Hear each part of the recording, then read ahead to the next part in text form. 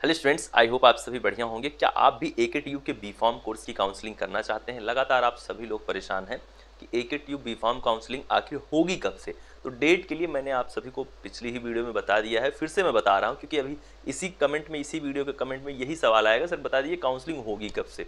मैं आप सभी को ये चीज़ क्लियर करना चाहता हूँ कि आप सभी की जो काउंसलिंग है उसकी डेट मैं आपको पहले ही बता दे रहा हूँ, जिससे आप वीडियो को अच्छे से देख पाएँ कि आखिर AKTU की यदि आप B.Pharm काउंसलिंग करने वाले हैं तो क्या चीज़ें आपके पास होना चाहिए। आप इंतज़ार तो कर रहे हैं, लेकिन इंतज़ार के साथ साथ यदि मान लीजिए कि आज से स्टार्ट हो गई तो क्या वो सभी चीज़ें हैं, वो सभी एलिजिबिलिटी क्राइटेरिया आप फुलफिल करते हैं जिससे आपका एडमिशन या फिर आपका काउंसलिंग के लिए डॉक्यूमेंट वेरिफिकेशन हो पाए। ये सब कुछ मैं इस वीडियो में क्लियर करने वाला हूँ कि क्या चीज़ें आपके पास होना ज़रूरी है, तभी आप इस काउंसलिंग के लिए वेट करिए, वरना आप काउंसलिंग के लिए वेट मत करिए। वो सभी बातें मैं इस वीडियो में बताने वाला हूं। सबसे पहले तो यही बात आती है कि जो भी आप तुरंत कमेंट कर चुके होंगे या फिर कमेंट करने वाले होंगे वीडियो बिना देखे, वो है कि आखिर AKTU के B.Pharm कोर्स की काउंसलिंग कब से होगी। स्टूडेंट, वेबसाइट पर आपको दिख रहा है कि कभी भी हो सकती है, स्टार्टेड सून करके दिया हुआ है। मैं भी आप सभी को बताना चाहता हूं, कोई भी अभी तक ऑफिशियल नोटिस इसके लिए नहीं आया है, लेकिन जो एक्सपेक्टेड डेट है आप सभी के लिए वो 15 आप सितंबर 2024 तक आप सभी की काउंसलिंग स्टार्ट हो जाएगी, यानी कि 15 सितंबर तक आप सभी की काउंसलिंग स्टार्ट हो जाएगी। यदि आप अपनी काउंसलिंग को घर बैठे हमारी टीम से करवाना चाहते हैं तो आप अभी इनरोल कर सकते हैं, अभी हमारी टीम से कॉन्टेक्ट कर सकते हैं। डिस्क्रिप्शन में दिए गए इंस्टाग्राम अकाउंट पर आप मैसेज कर सकते हैं मेरे पास, और मैं आपको वहां से सारी डिटेल प्रोवाइड कर दूंगा, जिससे आपकी घर बैठे काउंसलिंग हो जाएगी। उसके लिए आपको खुद से कुछ करने की आवश्यकता नहीं पड़ेगी। खैर, अब हम स्टार्ट करते हैं, अपने वीडियो के मुख्य विषय की तरफ आते हैं। आखिर क्या एलिजिबिलिटी क्राइटेरिया होनी चाहिए, कौन से कागजात हैं जो आपके पास होने चाहिए यदि आप इस काउंसलिंग को कर रहे हैं, कंप्लीट डिस्कस में करने वाला हूं। उससे पहले यदि चैनल पर आप नए हैं तो तुरंत पहले तो आप सब्सक्राइब करके जुड़ जाइए, जिससे आने वाली हर वीडियो की नोटिफिकेशन मिलती रहे, क्योंकि ये चैनल AKTU काउंसलिंग से रिलेटेड सभी लेटेस्ट अपडेट आपको देता रहता है। सभी कोर्सेज की काउंसलिंग हो चुकी है और अब बारी है B.Pharm कोर्स की काउंसलिंग की होने की। तो B.Pharm कोर्स के लिए इस चैनल पर हर दिन एक वीडियो आती है, जिसमें मैं आपको बताता हूं कि किस तरह से आप अपनी काउंसलिंग को बेहतर तरीके से कर सकते हैं, क्या एलिजिबिलिटी होनी चाहिए, कौन से बेस्ट कॉलेज हैं। ये सीरीज अब स्टार्ट हो चुकी है, यानी कि आज से आप सभी के पास एक ऐसी वीडियो होगी जिससे आप कम नंबर में एक बेहतर कॉलेज तक पहुंच सकते हैं, और कोई भी आपके दिमाग में डाउट है तो वो चीज भी मैं यहां पर अब दूर करने वाला हूं। चलिए शुरू करते हैं। जो सबसे पहला सवाल आता है वो ये आता है कि सर मेरी एलिजिबिलिटी क्या होनी चाहिए। तो एंट्रेंस एग्जाम वो आपको क्लियर है कि आपका काउंसलिंग प्रोसेस तभी आगे बढ़ पाएगा, तभी आप काउंसलिंग के लिए रजिस्ट्रेशन कर पाएंगे जब आपने CVT UG 2024 का एग्जाम दिया हो।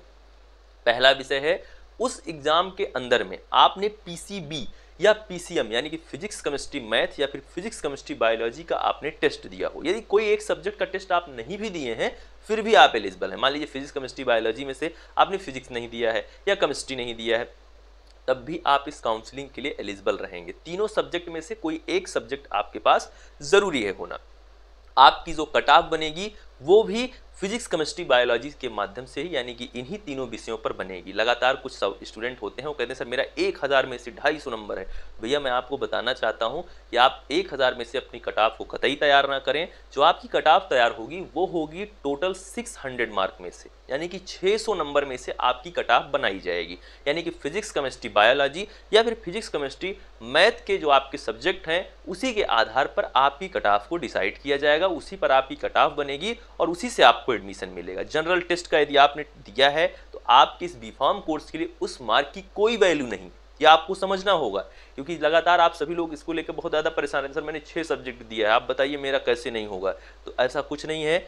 हर यूनिवर्सिटी के हर कोर्स के लिए एक रिक्वायर्ड डोमेन, रिक्वायर्ड सब्जेक्ट होता है। तो AKTU के B.Pharm कोर्स के लिए जो रिक्वायर्ड सब्जेक्ट है, जिस रिक्वायर्ड सब्जेक्ट का टेस्ट आपको देना जरूरी था, वो सिर्फ और सिर्फ फिजिक्स केमिस्ट्री बायोलॉजी या फिर बायोलॉजी के जगह पे आप मैथ का भी देकर आए हैं। यदि आपका 12th मैथ स्ट्रीम से था तो आपने मैथ दिया होगा, तब भी आप एडमिशन के लिए एलिजिबल हैं। यानी कि आपके पास इन तीनों में से कोई एक सब्जेक्ट होना चाहिए। तीनों है तो बहुत अच्छी बात है। अब यहाँ इसके बाद जो अगला सवाल आता है, वो अगला सवाल क्या, अगला पॉइंट ही है। समझिए, 2 चीज़ें आपके पास होनी चाहिए। आपने CVT UG का एग्जाम दिया हो, उसमें आपने फिजिक्स केमिस्ट्री बायोलॉजी या फिजिक्स केमिस्ट्री मैथ का आपने टेस्ट दिया हो। फिर उसके बाद जो तीसरा आता है वो ये कि सीयूटी यूजी के एप्लीकेशन फॉर्म में आपने एकेटीयू को चुना हुआ हो। जब आपने अपना एप्लीकेशन फॉर्म आप फिल किए होंगे, बहुत पहले की बात है, लगभग बहुत पहले की मतलब 10-20 साल की बात नहीं, लगभग वही मार्च के आसपास आपका फॉर्म फिलअप हो रहा था सीयूटी यूजी के लिए। उस समय पर आपको ये ज़रूरी था कि आप वहाँ पर सीयूटी यूजी के एप्लीकेशन फॉर्म में एकेटीयू यूनिवर्सिटी और बीफॉर्म कोर्स को भरे हों।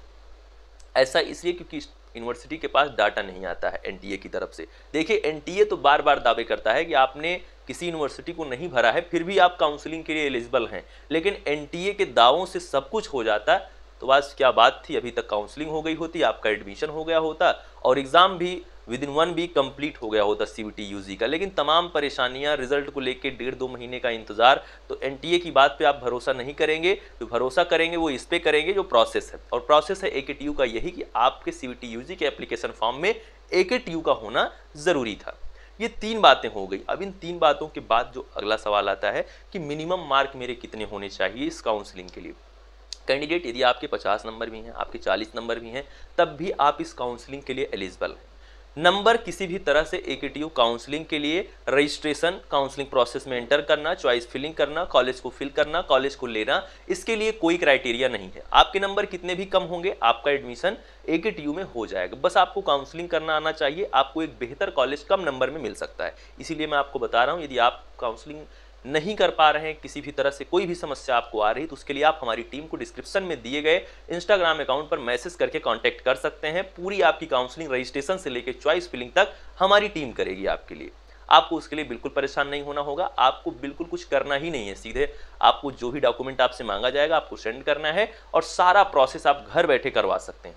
फिर उसके बाद जो अगली बात आती है कि नंबर के लिए मैंने आपको क्लियर कर दिया है कि मिनिमम मार्क आपका कितना भी कम हो, इसके लिए कोई वो नहीं है कि आपका नंबर बस, हाँ, निगेटिव में ना हो। यदि आप निगेटिव में रहेंगे तो नॉट एलिजिबल ऑलरेडी हो जाएंगे। तो निगेटिव में मार्क नहीं होना चाहिए कि आप निगेटिव में चले गए हैं, आपका मार्क ही निगेटिव हो गया फिजिक्स केमिस्ट्री बायोलॉजी मिला के, ऐसा कुछ ना हो। तो लगभग 50 नंबर के ऊपर यदि आप हैं, 50 नंबर भी हैं, तब भी आप एलिजिबल हैं, उसके लिए कोई भी परेशानी वाली बात नहीं है। इस तरह से आप अपने दिमाग में इमेजिन करके चलिएगा।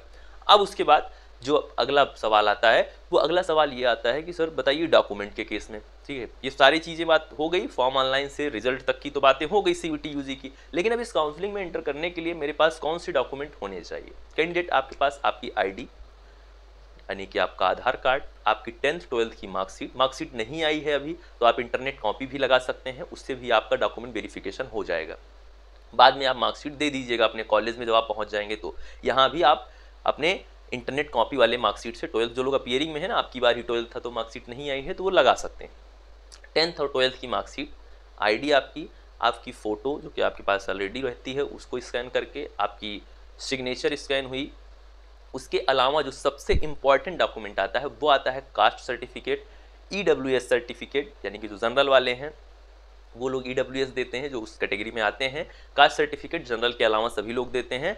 Caste certificate, income certificate, domicile certificate यानी कि आय प्रमाण पत्र, जाति प्रमाण पत्र और निवास प्रमाण पत्र, ये तीनों प्रमाण पत्र आपके पास होने चाहिए। और ये तीनों प्रमाण पत्र जो है 1 अप्रैल 2024 के बाद के इशू हुए होने चाहिए। समझ आ रहा है आपको कि ऐसा ना हो, बहुत से ऐसे छात्र हैं जो मेरे पास काउंसलिंग स्टार्ट हो जाती है, अभी आएगा मैसेज, जो लोग वीडियोस की तरफ नहीं ध्यान दे रहे हैं उनका मैसेज आएगा, सर बताइए 2020 का है, हो जाएगा काम की नहीं, 21 का है, हो जाएगा, नहीं हो पाएगा। क्लियरली मैं आपको बता रहा हूँ, मुझसे भी आप तभी कांटेक्ट करें जब आपके पास सभी डॉक्यूमेंट 1 अप्रैल 2024 के बाद के, आय, जाति, निवास, ये तीनों चीज़ें आपके पास होनी चाहिए। आपके सीयूटी यूजी का स्कोर कार्ड आपके पास होना चाहिए, सीयूटी यूजी का एडमिट कार्ड आपके पास होना चाहिए। अभी के लिए इतने ही डॉक्यूमेंट लगेंगे काउंसलिंग के ऑनलाइन माध्यम में। ऑफलाइन माध्यम में कौन से लगेंगे वो मैं आपको बता दूं, उसके लिए भी परेशान मत हुई, क्योंकि वो जो डॉक्यूमेंट काउंसलिंग में लगते हैं वो सब एक एक दिन में बन जाते हैं, एक एक 2-2 घंटे में बन जाते हैं। ये वो डॉक्यूमेंट है जो आप एक दिन में नहीं बनवा सकते हैं। आय जाति निवास में आप कितना भी फास्ट काम करवा लें 3-4 दिन का वक्त लग ही जाता है, 3 से 4 दिन का वक्त उसमें जाता है। तो इन सब चीज़ों को अभी आप बनवा लें, बाकी जो डॉक्यूमेंट ले उसके लिए मैं बता दूंगा। और ऑनलाइन माध्यम में जितना मैंने बताया इतने ही लगेंगे। क्लियर। अब इसके बाद जो अगली बात आती है वो है अदर स्टेट वाले कैंडिडेट के लिए। अदर स्टेट वाले अपने सभी डॉक्यूमेंट सेंट्रल गवर्नमेंट के इशूड डॉक्यूमेंट देंगे मुझे। यदि आप मेरे से काउंसलिंग करवा रहे हैं तो आप अपने सभी डॉक्यूमेंट 2 लेवल पे अप्रूव होते हैं। एक होता है आपकी केंद्र सरकार डॉक्यूमेंट को बनाती है, एक आपका राज्य सरकार। तो आप जो डॉक्यूमेंट देंगे वो केंद्र सरकार वाला देंगे। कौन लोग? जो उत्तर प्रदेश के नहीं हैं, जो उत्तर प्रदेश के निवासी हैं, वो तो सभी डॉक्यूमेंट उत्तर प्रदेश सरकार के द्वारा अप्रूव जो है वही देंगे, जो यहाँ से इशू होते हैं स्टेट गवर्नमेंट से वही देंगे। लेकिन जो भी लोग उत्तर प्रदेश के बाहर के हैं वो अपने सभी डॉक्यूमेंट सेंट्रल गवर्नमेंट के बनाए हुए देंगे। कुछ स्टेट में सेंट्रल गवर्नमेंट के डॉक्यूमेंट नहीं बनते हैं ज़्यादातर, तो वो लोग अपना देख लें, स्टेट वाइज ये होता है। लेकिन यदि आपकी केंद्र सरकार के द्वारा जो भी डॉक्यूमेंट हैं आपके यहाँ बनाया जाता है तो आप वहीं से बनवाएंगे। किसी भी तरह से जो भी लोग ऐसी लापरवाही कर रहे हैं कि सर स्टेट गवर्नमेंट वाले से वेरीफाई कर दीजिएगा हो जाएगा, तो मैं उनको बताना चाहता हूँ यदि आपके यहाँ ऐसा कोई प्रावधान नहीं है, स्टेट गवर्नमेंट के डॉक्यूमेंट के साथ साथ आपके यहाँ केंद्र सरकार के भी जो डॉक्यूमेंट हैं आप उसको जरूर बनवा लें, तभी आप इस काउंसलिंग में प्रतिभाग करें। वरना आप किसी भी तरीके से इस काउंसलिंग में यदि बाहर होते हैं तो ना तो मेरी कोई गारंटी होगी ना हमारी टीम की कोई गारंटी होगी। मैं आपको अभी से क्लियर कर दे रहा हूं। डॉक्यूमेंट वेरिफिकेशन तभी होगा जब आपके पास आपके सभी डॉक्यूमेंट सही होंगे, तभी आप कॉलेज को भर पाएंगे, तभी आप चॉइस फिलिंग कर पाएंगे। ये मैं आपको बहुत ज़्यादा क्लियर करना चाहता हूँ कि डॉक्यूमेंट जो होने चाहिए आपके उत्तर प्रदेश के बाहर वालों के केंद्र सरकार के द्वारा डॉक्यूमेंट जो होने चाहिए अप्रूव होने चाहिए, और जो उत्तर प्रदेश के हैं उनका यूपी गवर्नमेंट यानी कि उत्तर प्रदेश सरकार का ही डॉक्यूमेंट होना चाहिए। ये चीज़ आप इतनी चीज़ें यदि आपके पास तैयार हैं तभी आप ये सवाल पूछने के काबिल हैं कि AKTU की बीफार्म काउंसलिंग की रजिस्ट्रेशन कब से होगा, AKTU के बीफार्म काउंसलिंग आखिर उसकी डेट क्या है। तभी आप ये सवाल पूछिए जब इतने डॉक्यूमेंट और इतनी एलिजिबिलिटी क्राइटेरिया को आप पूरा करते हैं। बाकी आने वाले टाइम में हर वो वीडियो आएगी जो आपके लिए ज़रूरी होगी, हर वो अपडेट सबसे पहले आपको मिलेगी जो AKTU बीफार्म काउंसलिंग के लिए आपके लिए ज़रूरी होगी। जुड़ जाइए चैनल को सब्सक्राइब करके। यदि आप अपनी काउंसलिंग हमारी टीम से करवाना चाहते हैं तो डिस्क्रिप्शन में दिए गए इंस्टाग्राम अकाउंट पर मैसेज डाल दीजिए, तुरंत वहां से आपको सारी चीज़ें प्रोवाइड कर दी जाएंगी। किसी भी तरह से आपको परेशान होने की कोई आवश्यकता नहीं है। यदि यह वीडियो आपके लिए हेल्पफुल रही है तो वीडियो को ज़रूर लाइक करें, कमेंट में बताएं आप आखिर नेक्स्ट वीडियो किस टॉपिक पर चाहते हैं, क्या है आपकी प्रॉब्लम, क्योंकि जिससे सारी चीज़ें जो भी आपकी उससे रिलेटेड पॉइंट होंगे वो डिस्कस होगा, तो सभी स्टूडेंट की हेल्प हो जाएगी। तो आप कमेंट में वो सवाल जरूर छोड़ें। मिलता हूँ मैं आप सभी से नेक्स्ट वीडियो में। Thank you, love you all, नमस्कार।